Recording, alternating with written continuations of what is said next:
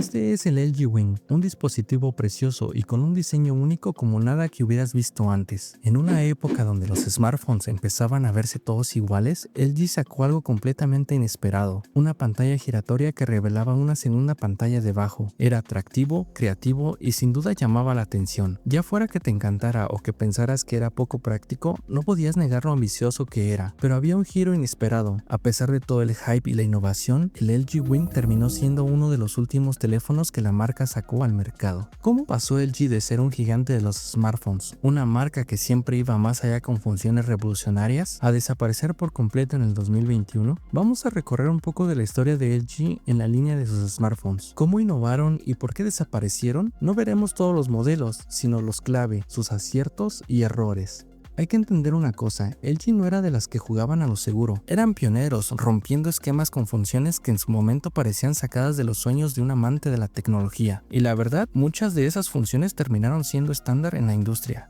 Mira por ejemplo el doble toque para encender, es algo tan simple pero tan práctico que cuesta creer que no siempre existió. LG fue realmente el primero a introducir esto, y ahora casi todos los smartphones tienen su propia versión. ¿O qué me dices del lente ultra gran angular? Antes de que LG llegara, la mayoría de los teléfonos solo tenía un lente, pero LG dijo, ¿por qué no dejar que la gente capture más en sus fotos? Ahora los lentes ultra gran angular son imprescindibles en prácticamente todos los flagships. Y luego está el formato de relación de aspecto más alto, o 1x2. LG fue una de las primeras marcas en abandonar el formato tradicional de 16x9 por algo mucho más estilizado. En ese momento parecía un poco experimental, pero ahora es el estándar. Hasta las marcas más grandes como Apple terminaron adoptándolo. Pero no solo fueron estas características las que cambiaron la industria. Otra cosa de LG es que no tenían miedo a experimentar con cosas que otras marcas ni se atrevían a tocar. Sacaron teléfonos con cubiertas que se autorreparaban, accesorios de pantalla dual y hasta el LG Wing que ya mencionamos. Algunas de estas ideas sí funcionaron, pero otras, bueno, no tanto. La cuestión es que LG siempre estaba probando cosas nuevas y no les daba miedo arriesgarse, pero por cada innovación revolucionaria que presentaban, siempre parecía haber algo que los frenaba, y ese algo solía ser su falta de consistencia. Empecemos por su línea de productos. El sistema de nombres de LG era un verdadero caos. Tenías la serie G, que usaba números simples, la serie V, que saltaba de 10 en 10, y de la nada simplemente lo dejaron. Dejaron de lado toda la serie G de golpe y pasaron a modelos como el LG Velvet, aunque elegante, no daba exactamente esa vibra de gama alta. Pero el problema de los nombres era solo la punta del iceberg. Los teléfonos de LG parecían experimentos año tras año, y la verdad es que nunca sabías en qué te estabas metiendo si comprabas uno. Un año te sacaban un teléfono modular como el LG G5 con componentes intercambiables y al siguiente abandonaban la idea por completo. Lanzaban cosas como el LG V50 ThinQ con su pantalla dual, pero luego no daban soporte del software para hacerlo práctico. Era como si tuvieran un montón de ideas geniales, pero no terminaban de decidirse qué camino tomar. Y hablando del software, aunque su hardware era innovador, el software siempre parecía una ocurrencia de última hora. Las actualizaciones llegaban tarde, pero tarde de verdad. Mientras Samsung y Google sacaban sus actualizaciones de Android relativamente rápido, los usuarios de LG tenían que esperar meses y a veces hasta más. Y cuando por fin llegaban las actualizaciones, venían llenas de errores. No es difícil entender por qué los consumidores empezaron a perder la confianza. Si comprabas un LG, no tenías ninguna garantía de que las funciones que te gustaban de este año seguirían el próximo. Sumando esto al soporte de software mediocre, y para mucha gente era más fácil irse a la opción segura, Samsung o Apple. Y la verdad, ¿quién los culpaba? Es difícil confiar en una marca cuando cada año parece un volado. Las innovaciones de hardware de LG eran arriesgadas, eso nadie lo niega, pero el problema es que nunca terminaron de explotar todo su potencial. Y gran parte de esto se debía a una mala gestión y pésimo marketing. Le dedicaban un montón de tiempo y energía a crear diseños revolucionarios, pero luego no sabían cómo vender esas características al público, ni cómo mantener el interés después del lanzamiento. ¿Te acuerdas del LG G5? Lo promocionaron como el primer teléfono modular del mundo, con componentes intercambiables como agarres para la cámara o módulos de audio premium. Eso debería haber sido un tremendo acierto, pero en vez de comprometerse de lleno, LG empezó a dudar de su propia idea. Esos módulos eran caros, incómodos y lo más más importante, no parecían realmente útiles. Para la siguiente generación abandonaron por completo el concepto modular, haciendo que el G5 pareciera más un experimento fallido que una innovación revolucionaria. Y luego estaba el LG Wing, uno de sus teléfonos más creativos. Pero dime, ¿viste algún comercial o campaña que realmente explicara para qué servía una pantalla giratoria? Seguro que no. Era un teléfono súper único, pero LG ni siquiera intentó vender bien la idea al público. Compara eso con cómo Samsung promociona el Galaxy Fold. ¿Te gusten o no los smartphones plegables? ¿Sabes exactamente para qué sirven y por qué podrías querer uno? Para rematar, LG nunca logró crear una identidad de marca clara para sus smartphones. Era como si no supieran cómo presentarse ante los consumidores. Samsung era la marca con las mejores pantallas y más funciones. Apple era el sinónimo de diseño premium y ecosistema perfectamente integrado. Hasta Sony, que también tenía sus problemas con los nombres, era conocido por sus teléfonos con buenas cámaras, pero LG era un poco de todo y mucho de no termino de decidirme. No tenían un mensaje claro y consistente que los diferenciara de la competencia.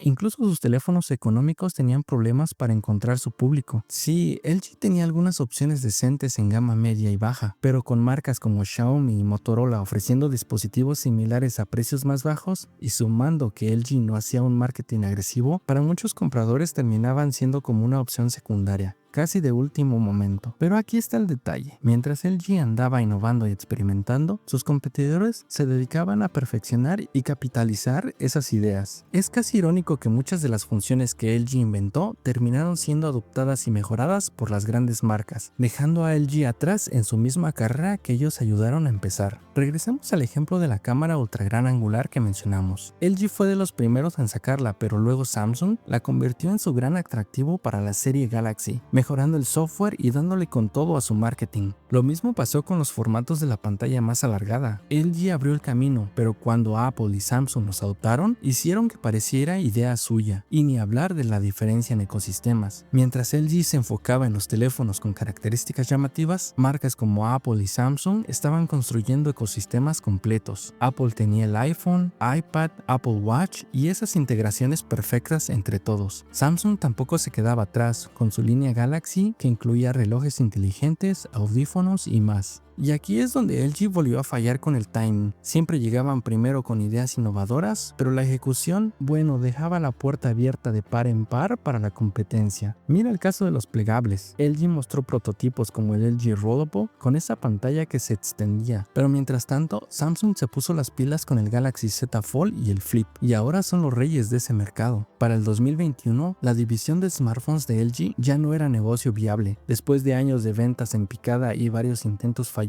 por recuperar mercado, LG tomó la difícil decisión de cerrar su producción de teléfonos. Así terminó la era de una compañía que en su momento fue clave en la industria. ¿Qué llevó exactamente a esta decisión? Pues mira, la división de móvil de LG llevaba años operando con pérdidas. Aunque antes tuvieron éxitos como el G3 y el V20, sus modelos más recientes como el Velvet y el Wing ya no podían competir. Para entonces los consumidores ya se habían ido con marcas más consolidadas como Samsung, Motorola y Apple, hasta con nuevas competidoras como Huawei y Xiaomi. La verdad es que cuando tus flagships ya no generan hype y pierdes tu identidad de marca, el final se ve venir. Pero no era solo cuestión de números de ventas. La estrategia de LG de enfocarse en innovación, aunque se apreciaba, no era suficiente para mantenerlos a flote. Teléfonos como el Wing y los prototipos enrollables quizás llamaban la atención, pero eran productos muy de nicho que no conectaban con el mercado masivo, y al mismo tiempo sus opciones de gama media y económica no podían competir con el precio y valor que ofrecían marcas como Xiaomi, Oppo y Motorola. Para colmo, parece que dentro de la misma empresa tenían problemas para priorizar su división de smartphones. Era como si no terminaran de creer en su propio producto.